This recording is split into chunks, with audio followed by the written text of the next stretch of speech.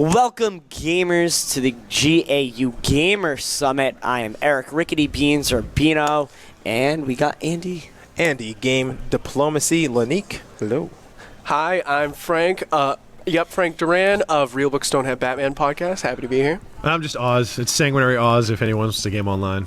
So I'm glad to have you guys here. We are GAUstudios.com, and we always talk about the latest video game news and commentary on it. And lately, I've seen some things online. I've heard some people talking, and I really want to know how video games should be reviewed and scored, because I just reviewed Infamous, and I felt really bad giving it a number for some reason. I felt like 85 doesn't represent the amount of fun that I had playing the game, nor does it give justice to the developers who have made a fantastic game.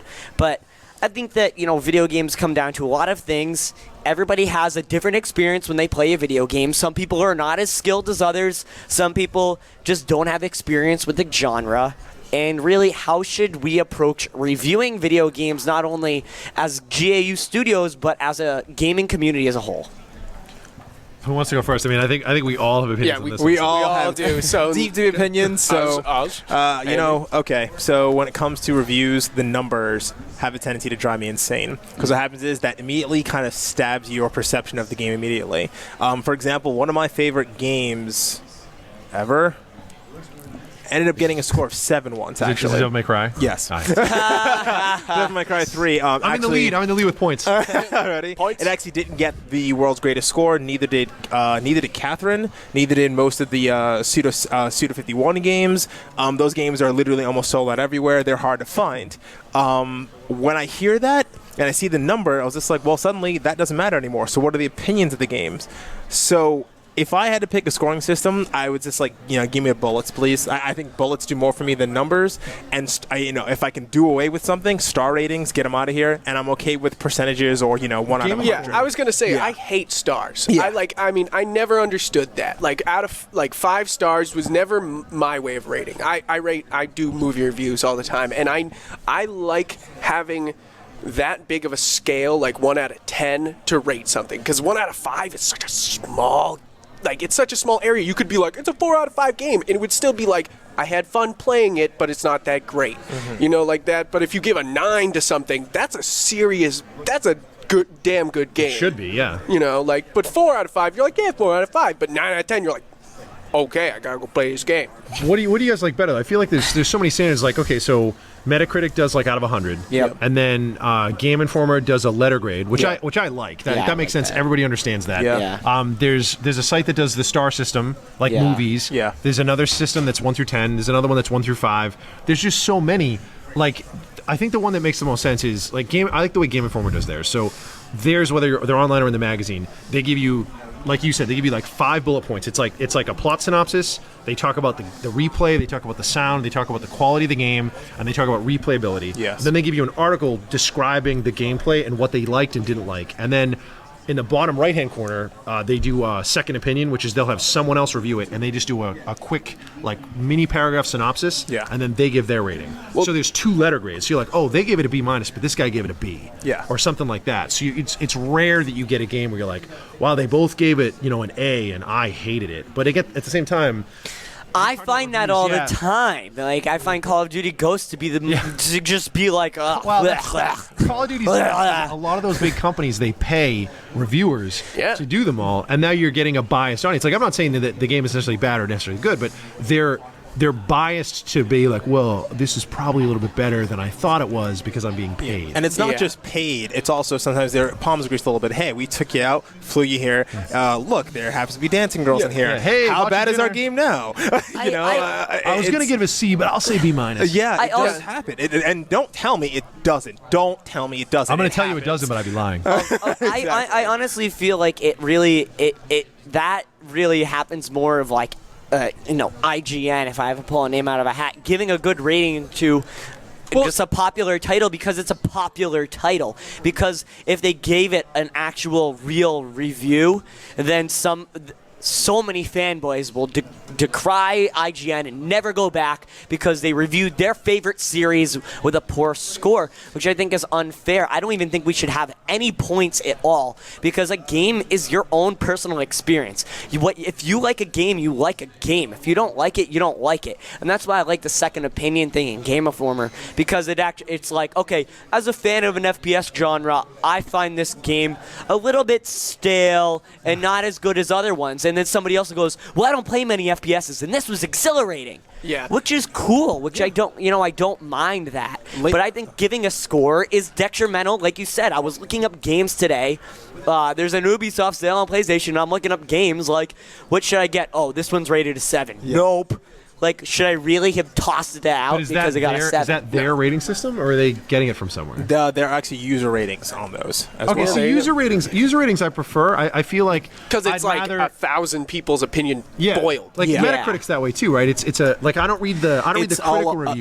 It's actually a number. It's actually an algorithm that's based on the reviews and the notoriety. Yeah, the of notoriety. the But websites you as can, well. but you can go in and you can use a review, Yeah, and I I do. trust the Yeah, user that's reviews what I more go than by. anything in my world, and that's why I I love don't know the how you Steam. could. I don't know. Look at Resident Evil 6. But it's Remember the Metacritic difference on that one? But it's typically a bigger pool. That's kind of why. Yeah, I mean, That's yeah. I mean, Resident Evil took a massive hit. It was 4 from users and 9 from reviewers. Right. How the heck does that happen? Well, look at Deadpool. Deadpool Metacritic, the critical reviews gave it like a 6. Yeah. And the player reviews were all 9.5.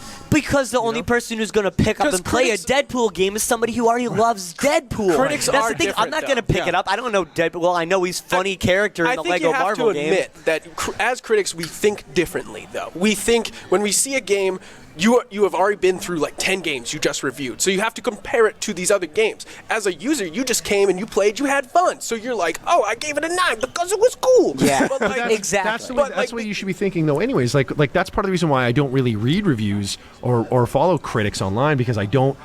Not to sound immodest, I don't care what you think. Like that's basically what it is. Like it is. I'm gonna play it for myself, and I might like it or not like it, and then okay, I'll be like, you know what, that guy was right.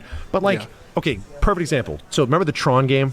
Yeah. All right, so the Tron game literally got every single review was horrible. The Game Informer review was bad. The second opinion gave it a better mark, but it still wasn't great. And I remember reading the review, and the guy was like, well, I'm not really into platformers, and I don't really like this type of genre, and the gameplay was a little twitchy, and I didn't really like the soundtrack. Why are you reviewing Right, it? and then even the next sentence, Why waste the he's time? like, the only person who's going to like this is a Tron fan. And I was like, which is who this game is made for. Like, Yeah. why are Nobody you saw, reviewing like, this? if you saw Tron, you're going to be like, I'm going to go buy that game. I'm not like, hey man, I see you're picking up Madden. Why don't you pick up Tron? Like, But does that make it a good game? Because a Tron fan likes it, why is that a good game? If only a Tron fan can like a game about Tron, that's a shitty game. not necessarily. I mean, if the Tron fan likes it and thinks it's a fun game and it's well designed, I think that's a good game. It shouldn't. Games should not be for everybody. Like they just shouldn't be.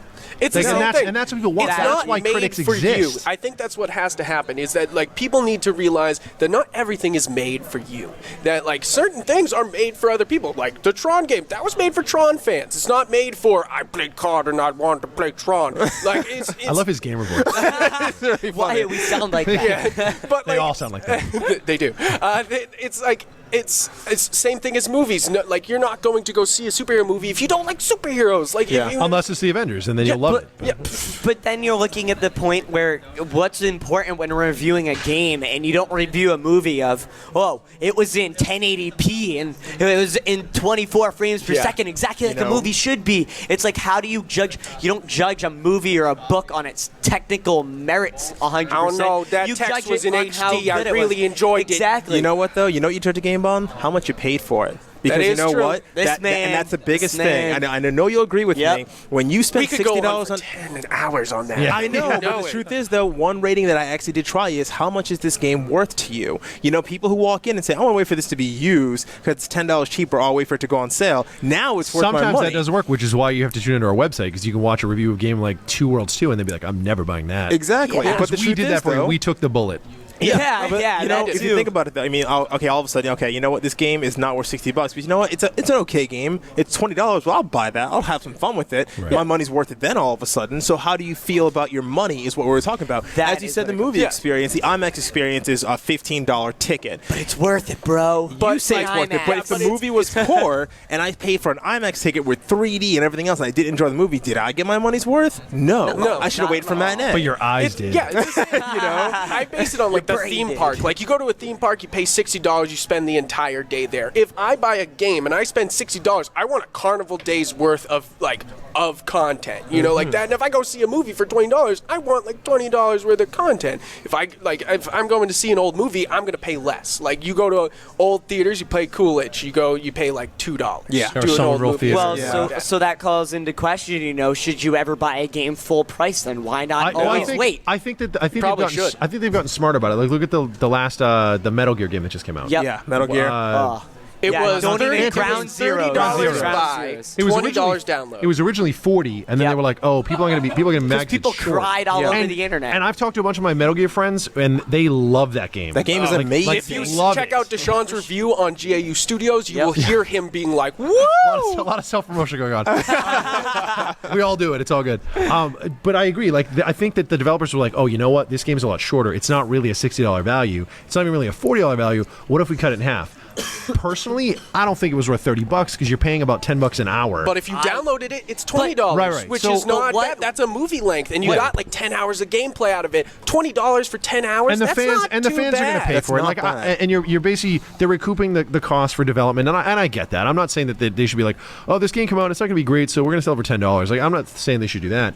But they've also been smarter, like with Xbox Live and with PlayStation Network. Now you get free games every month, and it's older stuff. So they're giving you old games that maybe necessarily you wouldn't have gone out and bought. Arkham City on PlayStation Yep. 3. Yeah, remember me? It There's was a lot of last good month. stuff. We got Yeah. Dragon's Dogma Darker Reason. That game is still $40 in Was it store. BioShock was on But- Xbox a couple weeks ago? Like, Yeah, I mean, those- Bioshock was free on PlayStation 2 and or PlayStation 3 as well. PlayStation But- Network. Yeah, but when a game is free like that, no matter what, I'm like, this is great. Yeah, and then what's your review Deus going to be Ex then? Human Revolution, Well, fantastic. yeah, exactly. Would I But pay I- $60 but I paid- for it? No, it's not my See, type I of paid game. $60 for Deus Ex But on launch day. That game was spectacular. Yeah, but see, after playing it for free, now I'm probably going to buy the next one. Right, So right. I think it really, the price really affects the way you're going to like the Yeah. game. It may be worth it to try a review system that says your dollars go here, and you know what? The genre of gamer. Like, hey, if you're a fan of X, Y, and Z, buy this That's game, a great rent way. this game. But you really should just give that. Hey, by the way, the fans of this is for you. Everybody else, you might want to go. That's on why. to the next That's one. why I like the paragraph review because Eric could read it and be like, "Well, I don't really like that mechanic, and I'm not Yeah. really a fan of this. Right. That's not really my game." Whereas you could read it and go, "Oh, I'm going to get that because Yeah. that seems right up my alley." It's another shameless plug. I just reviewed Infamous for GAUstudios.com, and what I said. is it letter based? Is it a? It's is it well, like it has. rating? It has. I gave it an 85, but the point is, at the beginning of the review, I go, if you're reading this and you have a PlayStation 4 and you are remotely interested in the game, just buy it.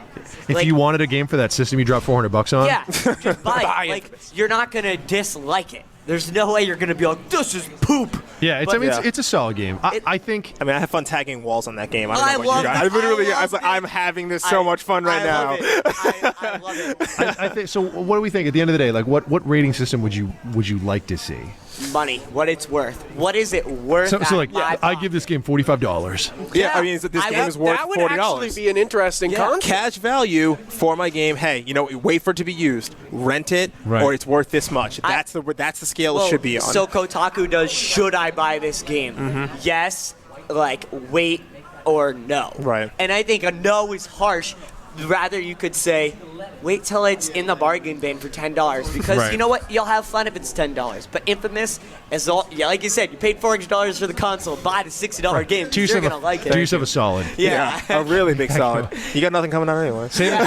Titanfall's the same way. I think Titanfall is a great game. If you have an Xbox One, you should be. There's no reason why you're you gonna shouldn't enjoy get it. What are you have gonna an play? X- Rise? Come that's- on. Yeah. So that's another great point is Titanfall. Or Forza. I mean, If you have Forza I'd play. if you have an Xbox One, get Titanfall for $60. If you have a PC, step back. Maybe get Counter-Strike Go for $10, $15. It's what you Still paying strong for your community. money. Yeah. Amazing Still very community. strong. Counter-Strike Blacklight is Retribution amazing. still very strong. Blacklight Retribution free on PS4. So you need to really compare it to what is it worth for my money, and what is it worth compared to a game that I can already purchase? I would like to see it that way, but I think I'd also like to see the letter grade. So that way, if, The letter grade. if you and I don't necessarily like the same type of games.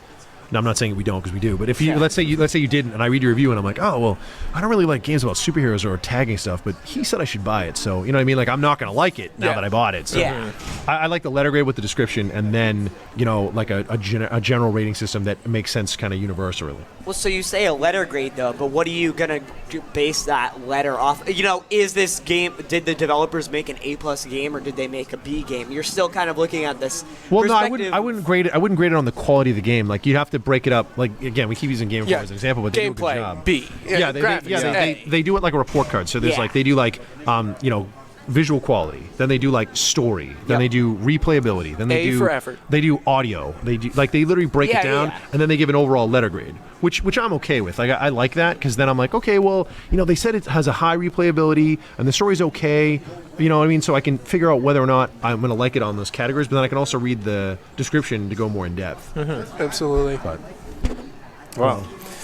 Are we good? yeah, killed that. I think Next. there's one more thing. Next I've topic. noticed that a couple of reviewers lately, Polygon and IGN, have been, realizing that updates and DLC have been changing games, especially when it's free. Yep. So when you have, hey, by the way, we gave you all this free content, and we also fixed all these bugs and the things you complained about in the review, I think you owe it to the developers to redo the review or look back, because if they fixed a massive issue that was Right. breaking the game and that you knocked it down for, I think you really deserve. I have to go back and check that out, because if I And got nobody does that. well, IGN has been doing it. Did League Yeah. of Legends review. And they deserve that. And they League of Legends deserve a redo. Games go through so many changes. Yeah. Like it keeps showing up. The Elder Scrolls Online review is in progress. You can't and give has that a been score. for a while, because how do you judge a game that has so much content? You're never gonna really be able to. Right. And if you pin it go back down. and say, hey, we figured, because if you buy the game week one and all of a sudden I have a different experience because they patched it, There are Sims. and all of a sudden, Sims, the SimCity game. yeah, SimCity 4, SimCity. People were like, "Oh, it's gonna be great." It got great reviews. Then it came out and it fell on its face. And then they were like, "Oh man, everybody flipped out." And then they after fixed it all. update, now after the updates. and if you not start now, you'll never have that problem. Diablo, same thing. Yep.